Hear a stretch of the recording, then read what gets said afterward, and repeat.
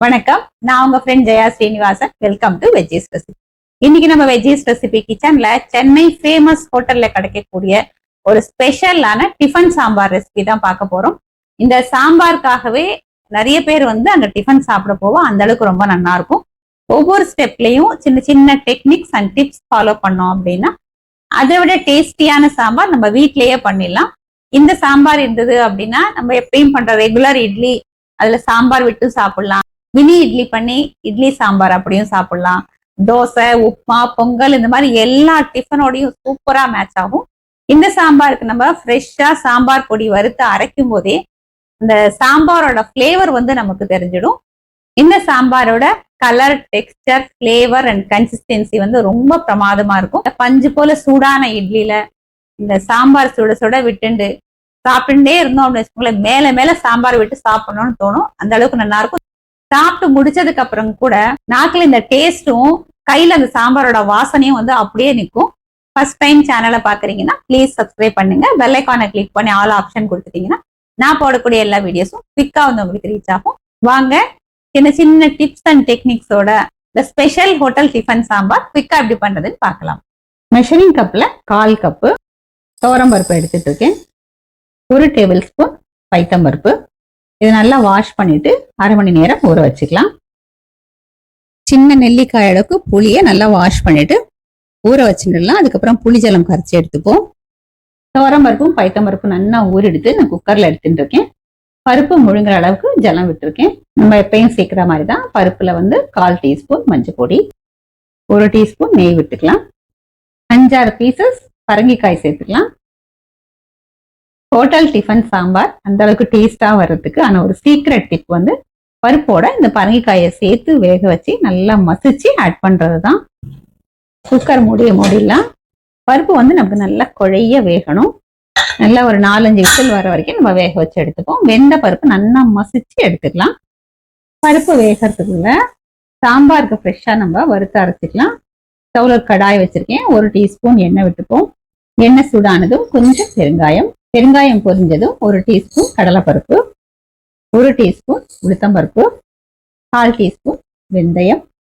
இது எல்லாத்தையும் நல்லா வறுத்துக்கலாம். வெந்தயம் பொரிஞ்சு பருப்புலாம் செவந்து வரட்டும். பருப்பு லேசா செவந்து வரும்போது 4 காஞ்ச மிளகாய் இதையும் சேர்த்து நம்ம வறுத்துக்கலாம். இதோட 1 டேபிள் ஸ்பூன் தனியா, 1/4 டீஸ்பூன் ஜீரகம். தனியா ஜீரகம் நல்லா வாசனை வர வரைக்கும் நம்ம வறுத்துக்கணும். அதுக்குள்ள பருப்பும் செவந்து வந்துடும். பருப்பு நல்லா செவந்து வந்துடுத்து. தனியாவும் ஜீரகம் நல்லா வாசனை வர வறுபட்டு எடுத்து இதுல 2 டேபிள் ஸ்பூன் ஃப்ரெஷ்ஷான தேங்காய் துருவல் சேர்த்துப்போம். 4-5 சின்ன வெங்காயம். இது எல்லாத்தையும் சேர்த்து நல்லா வறுத்துக்கலாம். தேங்காயோட ஈரம் போக நம்ம வறுத்துட்டா போதும். வெங்காயம் ரொம்ப வறுபடணும் அப்படின்னு அவசியம் இல்லை. ஹோட்டல் டிஃபன் சாம்பாரோட இன்னொரு சீக்ரெட், இதை போல சாம்பார் பொடிக்கு வறுத்து அதுல ஒரு சின்ன வெங்காயத்தையும் சேர்த்து வதக்கிட்டு அரைச்சி சேர்க்கறது தான். தேங்காய் ஈரம் போக நல்லா வறுபட்டு எடுத்து ஸ்டவ் ஆஃப் பண்ணிக்கலாம். இது சூடு ஆறினதுக்கு அப்புறம் மிக்சி ஜார்ல எடுத்துட்டு நல்ல ஃபைன் பேஸ்டா நம்ம அரைச்சி எடுத்துக்கணும். வெங்காயம் ரொம்ப வதங்கி இருக்காது, அதை அப்படியே சேர்த்து அரைச்சிக்க வேண்டியதுதான். இந்த கடாயில 2 டீஸ்பூன் எண்ணெய் விட்டுப்போம். எண்ணெய் சூடானதும் ஒரு 15 to 20 சின்ன வெங்காயம். வெங்காயத்தை நல்லா வதக்கி விட்டுக்கலாம். வெங்காயம் இது பூரா லேசா வதங்கினதும் இந்த சாம்பாருக்கு தேவையான காய்கறி நல்லா பொடி பொடியா கட் பண்ணி சேர்த்துருவோம். காய் ரொம்ப அதிகமான குவான்டிட்டியில போட வேண்டாம். எல்லாத்தையும் 2 போட்டாலே போதும். நான் இன்னைக்கு ஒரு பாதி கேரட், ஒரு சின்ன பீஸ் பரங்கிக்காய், 2 அவரைக்காய், பாதி முருங்கைக்காய் இவ்வளவுதான் போட்டிருக்கேன். இது எல்லாத்தையும் எண்ணெயில கொஞ்சம் வதக்கி விட்டுக்கலாம். அதுக்குள்ள வெங்காயமும் நல்லா வதங்கிடும். காய் ஓரளவுக்கு வதங்கி எடுத்து பாருங்க. இதுல கொஞ்சம் தண்ணி விட்டுக்கலாம். காய்கறிக்கு தேவையான அளவு உப்பு, 1/4 டீஸ்பூன் மஞ்சள் பொடி. காய்கறி சாஃப்டா வேகட்டும். மூடி வச்சிடலாம், சீக்கிரம் வெந்துடும். காய்கறி நல்லா சாஃப்டா வெந்துடுத்து. நம்ம ஊற வச்ச புளியை இந்த மாதிரி புளி ஜலமா கரைச்சிக்கலாம். கொஞ்சம் நீர்க்க கரைச்சிக்கணும். இந்த சாம்பாருக்கு தேவையான அளவு உப்பு, கொஞ்சம் கருவேப்பிலை, ஒரு தக்காளியை இது போல அரைச்சி பேஸ்டா சேர்த்துடுவோம். புளி ஜலம் தக்காளியோட பச்சை வாசனை போக அதை நல்லா கொதிச்சு வரட்டும். அதுக்குள்ள நம்ம சாம்பாருக்கு வறுத்துருக்கோம் இல்லையா, அதை அரைச்சி எடுத்துக்கலாம். புளி ஜலம் தக்காளியோட பச்சை வாசனை போக சாம்பார் நல்லா கொதிச்செடுத்து நம்ம அரைச்ச பேஸ்ட்டை சேர்த்துடலாம். மிக்சி ஜார்ல கொஞ்சமா தண்ணி விட்டு கலந்து சேர்த்துருவோம். நல்லா கலந்து விட்டுக்கலாம். சேர்ந்து கொதிச்சு வரட்டும். இந்த பேஸ்ட் அரைச்சி மிக்சி ஜாரோட மூடியை திறக்கும் போதே நமக்கு இந்த ஹோட்டல் சாம்பாரோட அந்த ஃபிளேவர் அப்படி நல்லா தெரியும். இதெல்லாம் சேர்ந்து நல்லா கொதிச்சு வரட்டும். சாம்பார் நல்லா கொதிச்சு கொஞ்சம் திக்காயிடுது. நம்ம வேக வச்ச பருப்பை இந்த பரங்கிக்காயோட நல்லா மசிச்சுட்டு இதை நம்ம சேர்த்துடலாம். அதுல கொஞ்சம் தண்ணியை விட்டுருவோம். டிஃபன் சாம்பார் அப்படிங்கறனால கொஞ்சம் நல்லா நீர் கறந்தாதான் நல்லா இருக்கும். இந்த பருப்போட சேர்ந்து இது ஒரு கொதி வரட்டும். சாம்பார் ஒரு கொதி வரதுக்குள்ள நம்ம அதுக்கு தாளிச்சிடலாம். ஸ்டவ்ல அதே கடாய் வச்சிருக்கேன். 1 டேபிள் ஸ்பூன் எண்ணெய், 1 டேபிள் ஸ்பூன் நெய் விட்டுக்கலாம். நெய் சூடானதும் எண்ணெய் ஒரு 10 வெந்தயம், 1 டீஸ்பூன் கடுகு, கடுகு வெடிச்சதும் 2 காஞ்ச மிளகாய், கொஞ்சம் கருவேப்பிலை, 1/4 டீஸ்பூன் பெருங்காயம். சாம்பார் பாருங்க நல்லா கொதிச்சு எடுத்து தாளிச்சதை நம்ம இதில் சேர்த்துருவோம். தாராளமா கட் பண்ண கொத்தமல்லி தூவிட்டுலாம். நல்லா ஒரு தடவை மிக்ஸ் பண்ணி விட்டுட்டு சாம்பாரோட கன்சிஸ்டன்சி பாருங்க கரெக்டா இருக்கு. ரொம்ப தண்ணியாவும் இல்லை, ரொம்ப திக்காவும் இல்லை. டிஃபனுக்கு தொட்டு சாப்பிட்ற அளவுக்கு பர்ஃபெக்டான கன்சிஸ்டன்சில இருக்கு. ஒருவேளை திக்கா இருக்கிற மாதிரி உங்களுக்கு தோணித்து அப்படின்னா கொஞ்சம் வெந்நீர் விட்டுக்கோங்க. இப்போ இந்த டிஃபன் சாம்பாரை நம்ம சர்விங் பவுலுக்கு மாத்திக்கலாம்.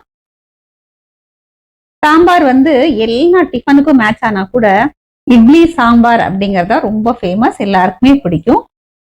நம்ம இன்னைக்கு பண்ணிருக்கிற இட்லி சாம்பாரை இது போல தாராளமா விட்டுண்டு நம்ம டேஸ்ட் பண்ணி பார்க்கலாம். இட்லி இந்த சாம்பார்ல ஊற ஊற இன்னும் கொஞ்சம் மேல சாம்பாரை விட்டுண்டு இதை போல இந்த இட்லிய சாம்பாரோட எடுத்துண்டு இப்படி சாப்பிடும்போது அட்டகாசமா இருக்கும். எத்தனை இட்லி சாப்பிட்றோம், எவ்வளவு சாம்பார் குடிக்கிறோம் அப்படிங்கிறது நமக்கே தெரியாது. இப்ப இந்த இட்லியோட நம்ம சாம்பாரை டேஸ்ட் பண்ணி பார்க்கலாம்.